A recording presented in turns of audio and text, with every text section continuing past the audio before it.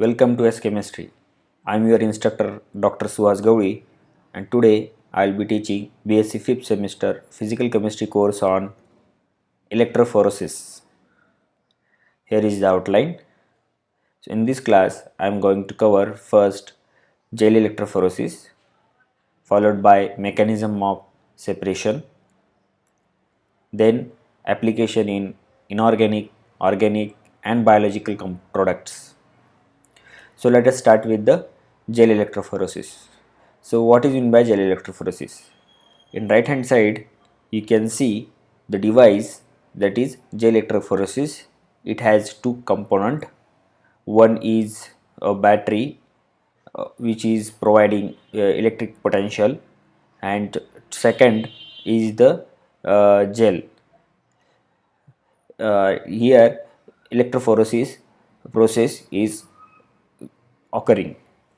So it has so in middle portion it has gel, and on right hand side you can see there are some wells are there. So these wells are filled with the compound of interest, where after applying potential, electric potential, that will move towards the positive or negative electrodes of the gel electrophoresis device. So the black represents the cathode and red electrode shows the anode. So it has so this blue color is buffer solution, and light blue is a gel. So that gel is generally is made up of different compound, specific compound only. So this is the basic diagram of gel electrophoresis. So this an important tool in genomics are proteomes. Proteomics is a gel electrophoresis. So this is very important tool for genomics or proteomics in gel electrophoresis. So if you consider as a definition, so gel electrophoresis is a technique which allows for the separation of components of a mixture, in bracket DNA, RNA or proteins, so according to their molar masses. So gel electrophoresis is a technique which allows for the separation of components of mixture, DNA, RNA or proteins, so according to their molar masses. So you can separate out this type of compounds, where biological compound is DNA, RNA or proteins. So it has very high molecular weight. So based on the molecular mass, they are going to get separate in this gel electrophoresis technique. So what are the gel material used in the biochemistry? So there are two common gels are there. First is agarose. So it is a used to separate DNA and enzyme complexes. And second material is polyacrylamide. So it is a one kind of polymer. So that is generally it is used to separate relatively small molecule compared to agarose. So, small molecule than the DNA. So DNA, as we know, the DNA has so many base pairs are there, but relatively smaller than DNA, like micro RNA, that kind of thing you can easily separate out in polyacrylamide gel material, and for bigger size you can use the agarose gel. So the material, these agarose and polyacrylamide, in the presence of electric potential, they don't get the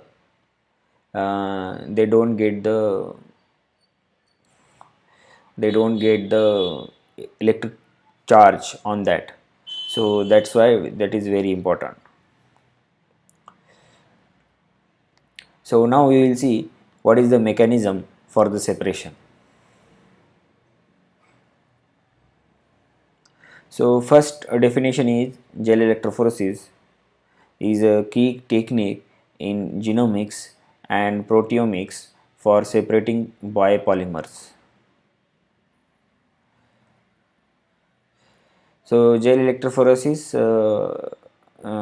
is a technique. So this is another definition in genomics and proteomics for the separating biopolymers. So genomics contains DNA and RNA information. So and proteomics means is a part of protein. So we use DNA, RNA and protein for the separation of these biopolymers.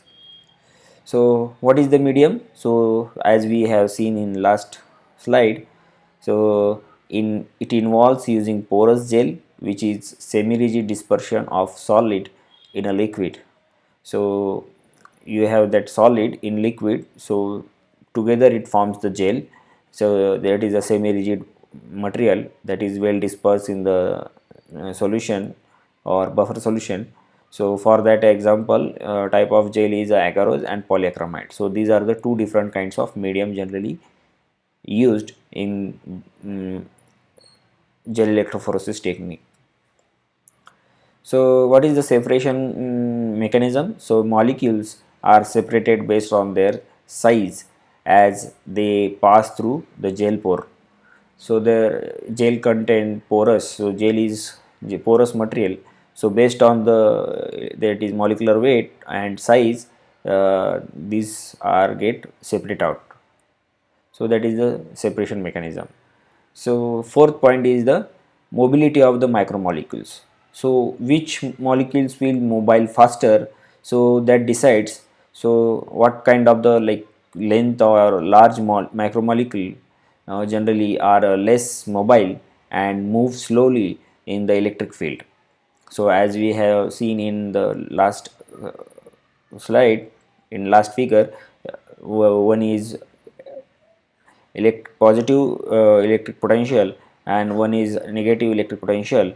So due to this difference, molecules are moving. So larger molecules has bigger mass, so it moves less mobile, or it is less mobile compared to the smaller macromolecules. So smaller macromolecules moves more swiftly through the gel, so it is slightly faster and smoother small molecules. So fifth point is the what is the outcome of this experiment? So in gel electrophoresis, effectively separate components of the mixture according to their molar masses. Suppose you have added the mixture of the compounds or 2 to 4 compounds, then you can very easily separate out based on their electric potential and molar mass. So sixth point is the application. So this is widely used in the research for analyzing DNA, RNA and proteins. So third point is the application in inorganic, organic and biological compounds. Now we will see the what are the application of this technique.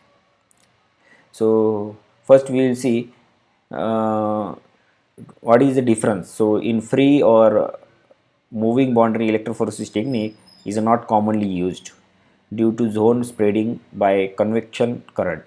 So in last lecture we have seen the zone electrophoresis or free boundary electrophoresis. So in that, the major drawback of that technique is it got separate out due to electric field, but again it got mixture due to zone spreading by convection current. So there is a always convection current is there.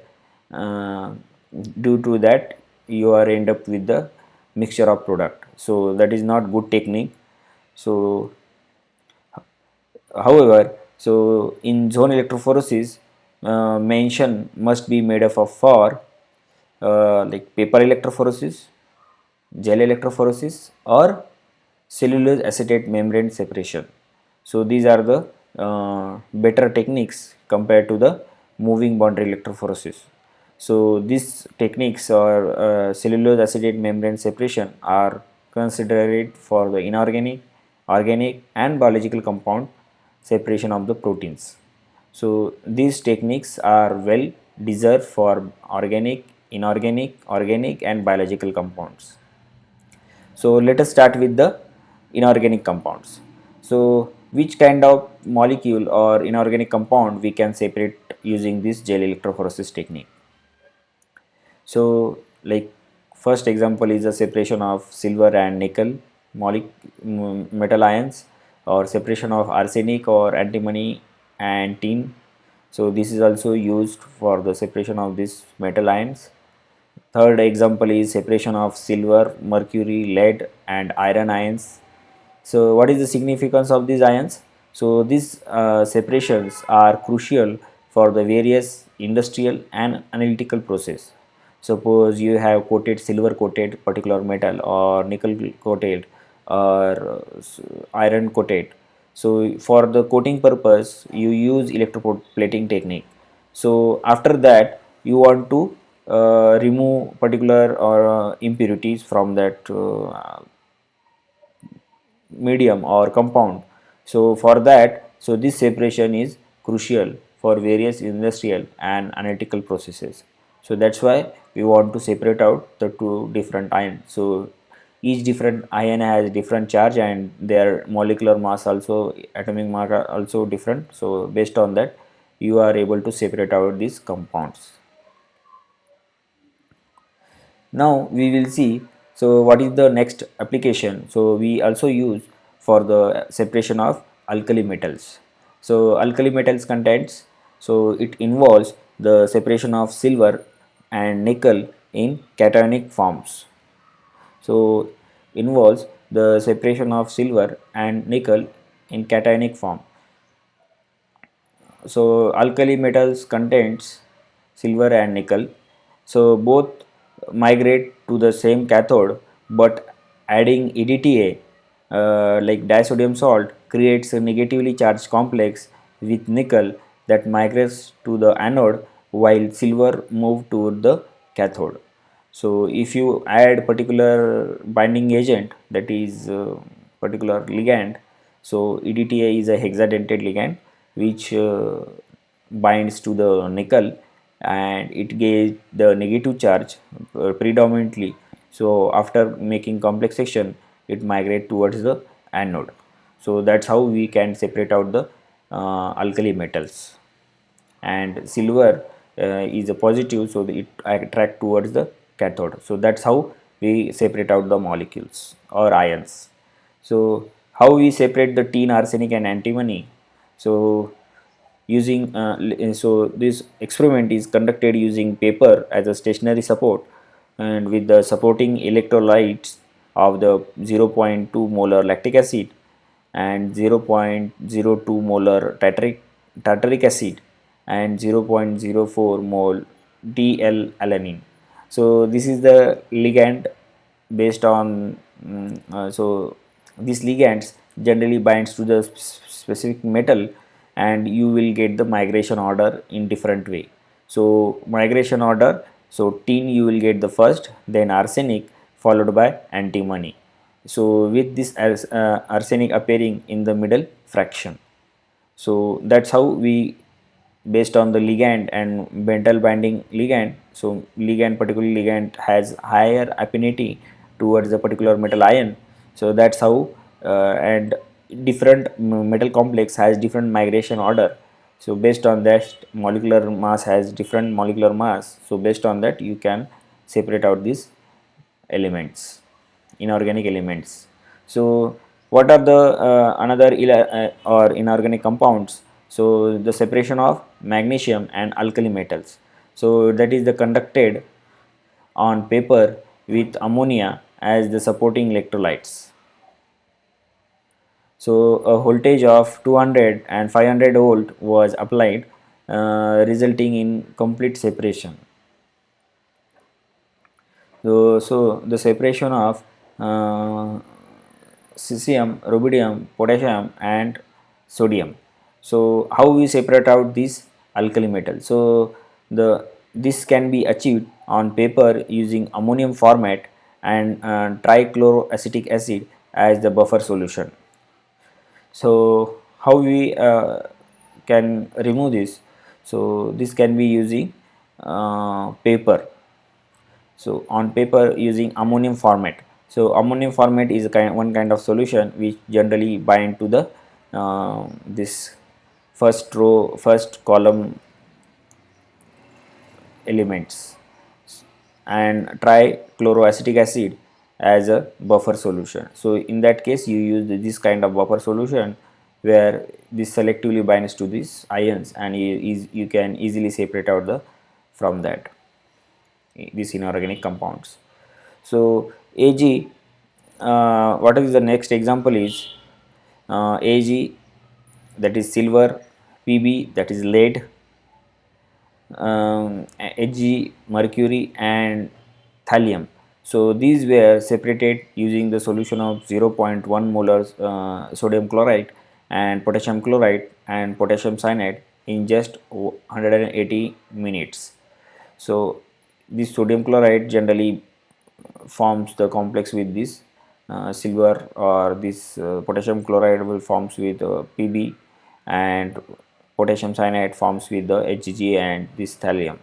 So after binding you will get the different moving molecular mass, and based on that you can separate out. So it has very long run, 180 minute means is almost uh, 3 hours. So this is very big time compared to all other metals. Now we will see the examples of like what are the separation of organic compounds. So the separation of organic compound such as aliphatic amines, dyes, or hydrolyzed product of nucleic acid, organic acid or amino acid, and the proteins were separated by electrophoresis technique. So what are the organic compounds? So aliphatic amines, dyes, so hydrolyzed product of nucleic acid, organic acid, amino acid, and proteins. So we are separated by electrophoresis technique. So these are the general organic compounds we use to separate out this gel electrophoresis technique.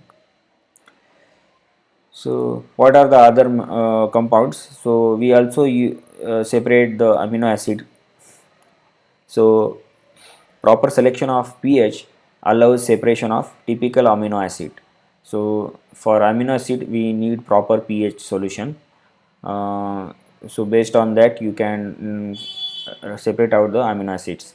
So the uppermost electrogram shows amino acid migrates in opposite direction when the buffer pH is between their isoelectric points. Uh, so isoelectric point is very important to confirm or to like where it should get moved. So that will move to the direction of the ions where it should go. So it's based on the isoelectric point. So you have to set the pH buffer in between the isoelectric points only. So then only you can decide the direction of the migrating ions or organic compounds. So third example of this amino acid is the fraction of acidic. So the fraction of acidic, that is glutamic acid, and basic, that is leucine, and neutral is a glycine. So these species are obtained using this separation technique. Now we will see the next organic compound, that is protein analysis by electrophoresis. So how we are going to separate out the proteins. So significant for analyzing proteins. So this method is useful to analyze the protein molecules. So the separation can be performed at high, low, or neutral pH. So for protein you need all kind of pH, like high pH also, low pH also, or neutral pH also. So in three kind of pH you can run the sample of protein sample. So analysis time can be as short as 15 minutes. So protein has very high molecular weight. The difference of the two molecular weight of protein is very high. So that's why you don't need higher longer time run on gel electrophoresis. So within 15 minutes you can complete your sample. So now the next example is the separation of nucleotide and polypeptide. So the numerous separation of nucleotides or polypeptides and proteins were successfully conducted using this technique. Another example is separation of nucleic acid. So nucleic acid, as it also contained acid group. So the simple paper electrophoresis is used for this compounds. So the pH range is 3 to 4, and where these are negatively charged particle migrate towards the anode. So due to this is acidic, so that's why it attracts the anode electrode. So this particle migrates towards the anode, and the gel electrophoresis is performed method for such separation. Now we will see what are the biological products we can separate out using gel electrophoresis technique. So the variety of biological products were separated. So here are the some examples. So peptide, it contains peptides. You can separate out proteins or glycerol or lipoproteins, enzymes, nucleic acids, nucleotides, nucleosides. So these are the examples of biological product where you can separate out. So what are the others, how the separation of nucleic acid occurs? So the main application of electrophoresis is in separation of biological molecules, both low molecular mass as well as high molecular weight. So low molecular mass includes amino acids, peptides and nucleotides. So these are the low molecules, so we can separate out using this technique. And higher molecular weight involves larger compounds such as DNA and RNA. So that is the bigger than this peptides or nucleotides or amino acids. So these are the very big or high molecular weight where we use this technique, separation technique, as a gel electrophoresis. So here we came to end of this lecture. These are the references for the images. You can follow these references, and for the content you can follow these 4 books. So I thank you for kind listening. See you in next lecture. Till then, happy learning.